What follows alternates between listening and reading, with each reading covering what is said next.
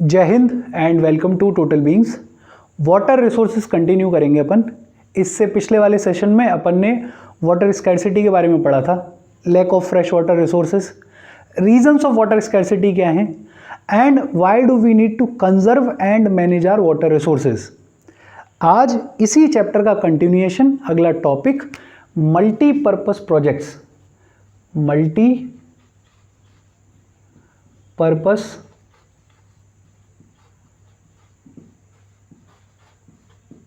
Projects अपन पढ़ेंगे। देखेंगे कि डैम्स क्या होते हैं, क्यों आजकल डैम्स को मल्टीपर्पस प्रोजेक्ट्स बुलाया जाता है, क्या एडवांटेजेस हैं और क्या डिसएडवांटेजेस हैं। हिस्टोरिकली अगर बात करें तो ऐसे बहुत सारे एविडेंस मिलते हैं जो ये बताते हैं कि पुराने टाइम पे राजा महाराजाओं ने dams, lakes, reservoirs basically irrigation के लिए हाइड्रोलिक स्ट्रक्चर्स को क्रिएट किया। फॉर एग्जाम्पल एंशिएंट टाइम्स में एक राजा बड़े फेमस हुए जिनका नाम तुमने सुना होगा, चंद्रगुप्त मौर्य। चंद्रगुप्त मौर्य, इन्होंने डैम्स बनवाए,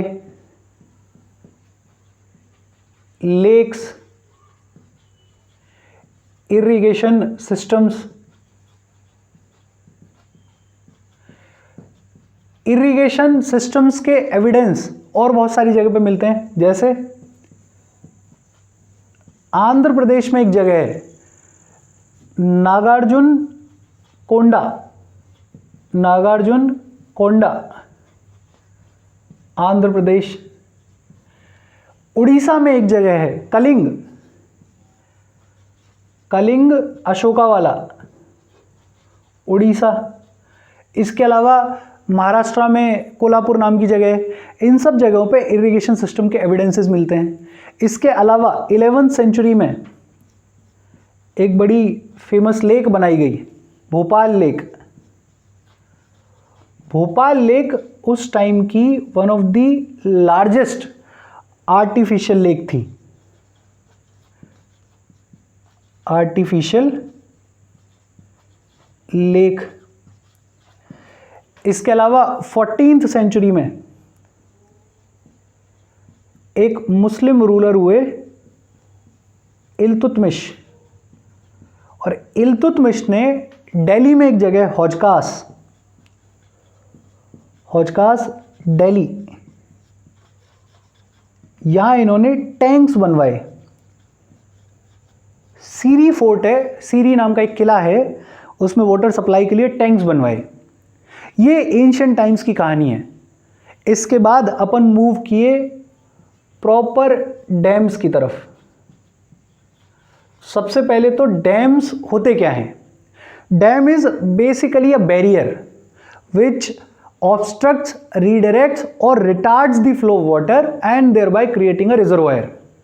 डैम एक तरह का बैरियर है, एक तरह का बैरियर है जो कि पानी के फ्लो को ऑब्स्ट्रक्ट करता है, रोकता है। उस पानी को अपन रीडायरेक्ट भी कर सकते हैं। डैम का पानी रुका हुआ है, कैनाल बना दो, इरिगेशन के लिए सप्लाई कर दो।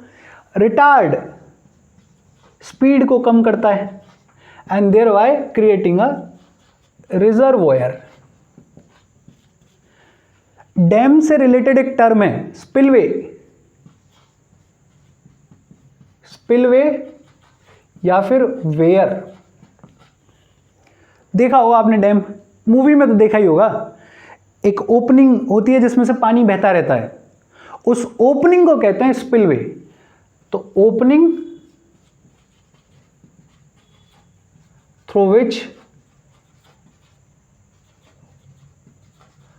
The water flows.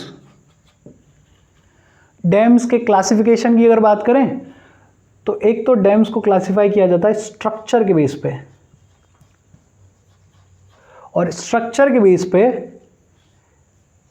Timber dam,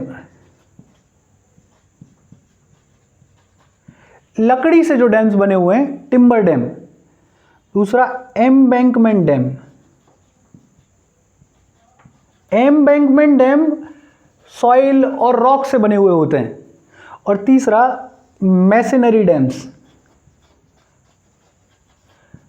जो ब्रिक्स से, बजरी से, सीमेंट से जो डैम्स बने होते हैं उन्हें बोलते हैं मैसनरी डैम्स। स्ट्रक्चर के अलावा डैम्स को क्लासिफाई किया जाता है हाइट के बेस पे। हाइट के बेस पे लार्ज डैम, मीडियम डैम और स्मॉल डैम्स। ये है डैम्स की कहानी। अच्छा, इन्हीं डैम्स को over the period of time multipurpose projects बुलाया जाने लगा। सवाल है क्यों? देखो, इनिशियली जब डैम्स को कंस्ट्रक्ट किया जाने लगा तो डैम्स का पर्पस, डैम्स का यूज प्राइमरीली तो था इरिगेशन, कि जो पानी रोका गया है वो सिंचाई के काम आ जाए, और फ्लड कंट्रोल। तो इनिशियली डैम्स का यूज, डैम्स का पर्पस सिर्फ यही दो थे, इरिगेशन और फ्लड कंट्रोल। बट आजकल over the period of time dams को और बहुत सारे पर्पसेस के लिए यूज किया जाता है और बहुत सारे कामों में यूज किया जाता है। For example, electricity generation, hydro electric power जो बनाई जाती है, इलेक्ट्रिसिटी जनरेशन। फिश ब्रीडिंग, यहां पे मछली का पालन किया जाता है। Domestic and industrial water supply, अब पानी अपन ने रोका तो हुआ ही है, तो डोमेस्टिक या फिर इंडस्ट्रियल वाटर नीड्स के लिए पानी को सप्लाई कर देते हैं। रिक्रिएशन, रिक्रिएशन मतलब लेजर एक्टिविटीज, शौक मौज के लिए एक्टिविटीज, के पानी रुका हुआ है तो रिवर राफ्टिंग कर लो, बोटिंग कर लो, स्विमिंग कर लो, फिशिंग कर लो, रिक्रिएशनल एक्टिविटीज। इसके अलावा इनलैंड नेविगेशन, इनलैंड नेविगेशन, इस घाट से उस घाट पे जाना है या कोई सामान है जिसको इधर से उधर लेके जाना है, बोट उतारो लेके चले जाओ, इनलैंड नेविगेशन। तो पहले डैम्स का यूज बड़ा लिमिटेड था, यूज था इरिगेशन और फ्लड कंट्रोल। आजकल डैम्स के बहुत सारे पर्पसेस हैं, जैसे domestic and industrial water supply, recreation, inland navigation, fish breeding, electricity generation, उसके अलावा इरिगेशन, फ्लड कंट्रोल तो है ही। तो इसलिए आजकल डैम्स को बुलाया जाता है मल्टीपर्पस प्रोजेक्ट्स। बहुत सिंपल कि पहले जो डैम्स का पर्पस था वो एक या दो था।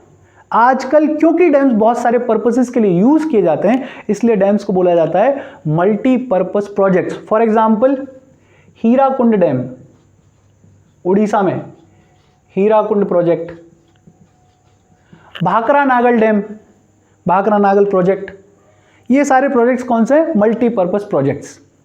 और बेहद इंपॉर्टेंट, पंडित जवाहरलाल नेहरू ने डैम्स को टेम्पल्स ऑफ मॉडर्न इंडिया कहा। Temples of modern India, important है ये। और नेहरू साहब ने डैम्स को टेम्पल्स ऑफ मॉडर्न इंडिया इसलिए कहा क्योंकि जो मॉडर्न इंडिया हम क्रिएट करना चाहते हैं, जो डेवलप्ड इंडिया, विकसित इंडिया हम बनाना चाहते हैं, उसके लिए जरूरी है कि शहरों के साथ साथ गांव भी डेवलप हों। और डैम्स उस डेवलपमेंट में बहुत इंपॉर्टेंट रोल प्ले करेंगे। इरिगेशन के लिए पानी सप्लाई होगा, एग्रीकल्चर ग्रो होगा। फिश ब्रीडिंग कौन करेगा? गांव के लोग करेंगे, तो और एक ऑल्टरनेट इकोनॉमी का सोर्स आएगा। इसकी वजह से गांव डेवलप होंगे, पानी की सप्लाई डोमेस्टिक काम के लिए, और फिर साथ साथ इंडस्ट्रीज के लिए भी पानी सप्लाई किया जाएगा। तो डैम्स बहुत इंपॉर्टेंट रोल प्ले करेंगे गांव की और शहर की डेवलपमेंट में। और इसीलिए नेहरू साहब ने कहा कि dams are the temples of modern India. ये डैम्स के एडवांटेजेस, या फिर ये कहें कि मल्टीपर्पस प्रोजेक्ट्स के एडवांटेजेस हैं। लेकिन कहानी सिर्फ एडवांटेजेस पे थोड़ी खत्म होती है, कुछ डिसएडवांटेजेस भी होते हैं हर चीज के। डैम्स के भी कुछ डिसएडवांटेजेस हैं। देखो डिसएडवांटेजेस क्या हैं मल्टीपर्पस प्रोजेक्ट्स के?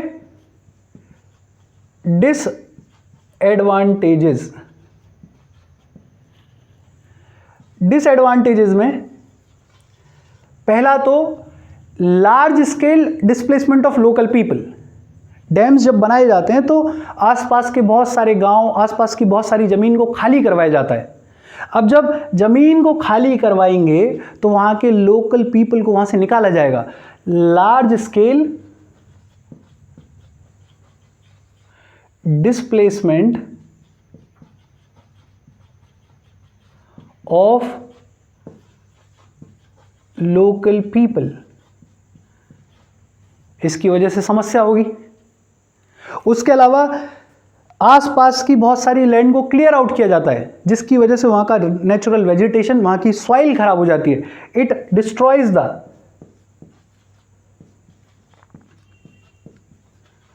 Natural vegetation